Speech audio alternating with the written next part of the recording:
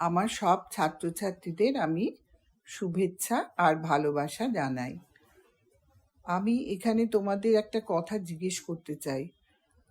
সেটা হলো যে দর্শন কথাটার মানে কি? দর্শন বলতে সাধারণভাবে আমরা কি বুঝি? তো এখানে দর্শন কথাটার মানে সাধারণভাবে আমরা কি বলি না, কোনো কিছুকে দেখা। দেখা কথাটা আমরা দর্শন শব্দের অর্থ হিসেবে ধরি। তো যখন আমরা দর্শন শব্দটাকে একটা শাস্ত্র বলে মনে করছি, তখন সেইখানে এই দেখা কথাটা কিভাবে আসছে সেটাই আমরা এখন খুঁজে বার করার চেষ্টা করব। যে দর্শন কথাটা কোথা থেকে এলো। যে কোনো কিছুর অর্থ বুঝতে গেলে সেই শব্দটা কোথা থেকে এসেছে আগে আমাদের বোঝা দরকার, এটা কোথা থেকে এসেছে। হয়তো মনে হবে যে উৎপত্তি কোথা থেকে এলো বা শব্দটার ডেরিভেশন বা ব্যুৎপত্তি কি, এইগুলো আমাদের জানা দরকার। মানে তার একটা যে আক্ষরিক অর্থ সেটা জানতে গেলেও তার একটা ব্যুৎপত্তি বা এটিমোলজি আমাদের জানা দরকার। তো সেখানে আমরা দেখছি যে দর্শন একটা কিন্তু সাধারণত একটা কোনো ক্রিয়াকে বোঝাচ্ছে, যে কোনো কিছু আমি দেখছি। তা সেই ক্রিয়াপদকে যখন আমরা বলছি তখন সেটা আমাদের সংস্কৃত জানো, আমাদের হচ্ছে বাংলা ভাষারও জননী বলতে হয়। তো সেই সংস্কৃত ব্যাকরণে আমরা দেখি যে এই ক্রিয়াপদগুলোকে আমরা কতগুলো ধাতু বলে চিহ্নিত করেছি, এবং সেখানে এই দর্শন শব্দটা যে ধাতু থেকে এসেছে সেই ধাতুটাকে বলা হচ্ছে দৃশ ধাতু। দৃশ ধাতু, দৃশ ধাতুর মানে হচ্ছে দেখা। তো এবার দৃশ ধাতু আমরা পেলাম, এবার তার সঙ্গে একটা প্রত্যয় যোগ করে তবেই কিন্তু শব্দটা আমরা তৈরি করতে পারছি। এখন হলো যে সেই প্রত্যয়টা কি, সেই প্রত্যয়টার নাম এখানে আমরা পাচ্ছি অনট প্রত্যয়।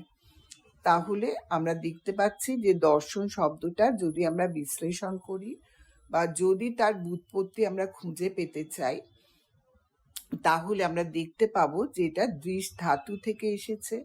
আর সেই দৃশ ধাতুর সঙ্গে আমরা যে প্রত্যয় যোগ করেছি সেই প্রত্যয়টা হচ্ছে অনট প্রত্যয়।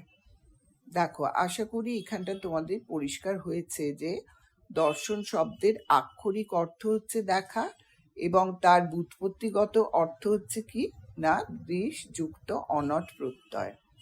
সেখান থেকে আমরা তার ব্যুৎপত্তি জানতে পারছি।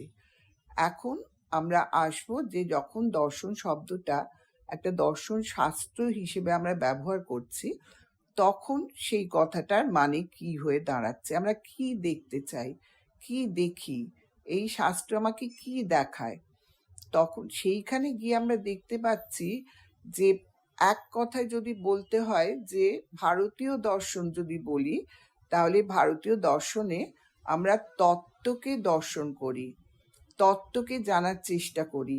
তা এখানেও দেখো তোমাদের কাছে তত্ত্ব কথাটাও কিন্তু একটু নতুনই শোনাবে। তো তত্ত্ব কথাটার মানে কি সেটা আমাকে জানতে হবে। তত্ত্ব কথাটার মানে জানতে গেলে আমাদের বুঝতে হবে যে এই তত্ত্ব কথাটাকে আমরা অবভাস বা যা কিছু আমাদের ইন্দ্রিয়ের সামনে উপস্থিত হচ্ছে সেইটার সঙ্গে আমাকে যুক্ত করে বুঝতে হবে। কারণ অবভাসকে তুমি যদি না জানো তাহলে তত্ত্বকে জানা আরো কঠিন হয়ে দাঁড়াবে। এখন অবভাস কথাটার মানে হচ্ছে তোমার ইন্দ্রিয়ের সামনে যা কিছু ভাসিত হচ্ছে বা ইন্দ্রিয়ে তুমি যা কিছু ইন্দ্রিয়ের মাধ্যমে জানছো, এই যে চারপাশের যে জগৎ, এই যে চেয়ার টেবিল ইট কাঠ পাথর যা কিছু আমরা দেখছি, তা এই সমস্ত জগৎটা নিয়ে কিন্তু আমাদের একটা অবভাসের জগৎ। এগুলো যেভাবে আমার চোখের সামনে প্রতীত হচ্ছে, তো চোখ শুধু বলবো না, অন্যান্য ইন্দ্রিয়ের মাধ্যমেও আমাদের কাছে উপস্থিত হচ্ছে, এইটা হচ্ছে অবভাসের জগৎ। এখন এই অবভাসের জগতের অতিরিক্ত একটা জগৎ আছে, সেটাকে আমরা বলি তত্ত্বের জগৎ, তত্ত্ব সেটাকে বলি। তো এখন তোমরা বলবে যে আপনি কি করে জানলেন যে অবভাসের অতিরিক্ত যে তত্ত্ব বলে কিছু আছে, সেটা আপনি জানলেন কি করে? এইটা তখন তোমাদের মনে একটা প্রশ্ন আসতে পারে। তো এইটার উত্তর হচ্ছে যে আমরা দেখেছি যে ধরো একটা লাঠি, সেই লাঠিটা সোজা তুমি দেখছো, কিন্তু যখন তুমি জলের মধ্যে সেই লাঠিটাকে ডুবিয়ে দাও তখন লাঠিটা কি সোজা দেখায়? তখন সেই লাঠিটা মনে হয় বাঁকা। তাহলে এই যে তোমার চোখের সামনে সেটা বাঁকা বলে মনে হচ্ছে, লাঠিটা জল থেকে তুললে তুমি দেখছো সোজা। তাহলে আমরা দেখতে পাচ্ছি যে দুরকম ভাবে কিন্তু জিনিসটা আমার কাছে প্রতীত হচ্ছে। একবার মনে হচ্ছে বাঁকা, কিন্তু আসলে লাঠিটা বাঁকা নয়, লাঠিটা কিন্তু সোজা। ঠিক সেই রকমই যে যা কিছু আমরা দেখছি তার হয়তো একটা প্রকৃত স্বরূপ আছে যেটা আমাদের চোখের সামনে ধরা পড়ছে না। তো সেই তত্ত্ব মানে যেটা সত্য, সেই সত্যকে কিন্তু অনুসন্ধান করছে দর্শন। তো এখানে তোমাদের আর একটা প্রশ্ন আসতে পারে যে এখানে যে আমরা তত্ত্ব দর্শন বলছি, ভারতীয় দর্শনে তত্ত্বকে দেখার কথা বলছি, সত্যকে অনুসন্ধান করার কথা বলছি, তাহলে পাশ্চাত্য দর্শনে সেটা আমরা কিভাবে দর্শন কথাটাকে ব্যবহার করব? কারণ পাশ্চাত্য দর্শনেও তো দর্শন কথাটা আমরা ব্যবহার করেছি, হ্যাঁ, কিন্তু পাশ্চাত্য দর্শনে এই যে দর্শন শব্দটার একটা প্রতিশব্দ আছে। প্রতিশব্দটা হচ্ছে কি বলতো? ফিলসফি। ফিলসফি, এবং এই শব্দটা কিন্তু খুব সুন্দর একটা শব্দ। সেটাকে যদি তোমরা ভাঙো সেখানে তোমরা দুটো শব্দ পেয়ে যাচ্ছ, ফিলোস এবং সোফিয়া। এই দুটো শব্দ যে তোমরা পাচ্ছ সেই কথাটার মানেটাও বড় সুন্দর।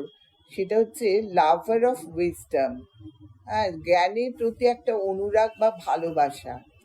ভালোবাসার সঙ্গে একটা বিষয় যে ওতপ্রোত সম্বন্ধ, এই বিষয়টার প্রতি আগ্রহ তোমাদের কিন্তু ক্রমশ আরো বাড়িয়ে তুলবে।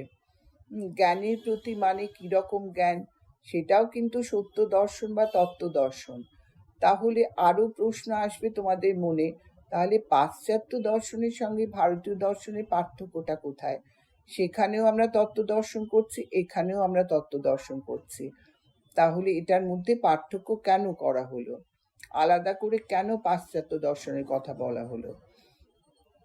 সেখানে আমরা দেখছি যে পাশ্চাত্য দর্শনে আমরা যেমন সত্যের অনুসন্ধান করি, তত্ত্ব দর্শন করি, সত্যকে জানতে চাই, ভারতীয় দর্শনে কিন্তু তার একটা আধ্যাত্মিক দিক আছে, এবং সেখানে কিন্তু আত্মাকে জানাই হচ্ছে আসল তত্ত্ব দর্শন। যে নিজেকে আমাকে জানতে হবে, নিজেকে বুঝতে হবে, সেই আত্মদর্শনকে কিন্তু তারা তত্ত্ব দর্শন বলেছেন। আজকে তোমাদের কাছে আমার এই আলোচনা এখানেই শেষ করছি, এবং আমরা দেখতে পেলাম যে দর্শন বলতে আমরা কি বুঝি, দর্শন শব্দটার অর্থ কি, তার আক্ষরিক অর্থ, তার ব্যুৎপত্তিগত অর্থ, এবং দর্শন শাস্ত্রে যখন দর্শন শব্দটা ব্যবহার করেছি তার কি অর্থ। আরো আমরা দেখলাম ভারতীয় দর্শন ও পাশ্চাত্য দর্শনের মধ্যে কি পার্থক্য। এটা বলার পর আমি বলছি সামনের সপ্তাহে আমি কিন্তু আবার তোমাদের সঙ্গে দেখা করব, এবং সেখানে আমি বলবো, আলোচনা করব যে ভারতীয় দর্শনের বিভিন্ন সম্প্রদায় কি কি। আর এর উপরে আমি একটুখানি তোমাদের এটা পড়ে রাখতে বলবো, যদি কোনো প্রশ্ন থাকে তোমরা আমাকে জানাতে পারো আলাদা করে।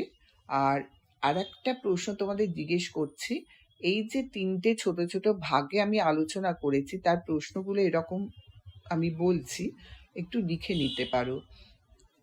প্রথম প্রশ্নটা হচ্ছে দর্শন শব্দের আক্ষরিক অর্থ কি। 2 নম্বর প্রশ্ন হচ্ছে দর্শন শব্দের ব্যুৎপত্তিগত অর্থ কি। 3 নম্বর হচ্ছে ভারতীয় দর্শনে দর্শন শব্দটা কি অর্থে ব্যবহৃত হয়েছে। 4 নম্বর হচ্ছে পাশ্চাত্য দর্শনে দর্শন শব্দটা কি অর্থে ব্যবহৃত হয়েছে। 5 নম্বর হচ্ছে ভারতীয় দর্শনে যখন দর্শন শব্দটা ব্যবহার হচ্ছে এবং পাশ্চাত্য দর্শনে যখন দর্শন শব্দটা ব্যবহৃত হয়েছে তখন সেই দুই প্রকার দর্শনের মধ্যে পার্থক্য কি।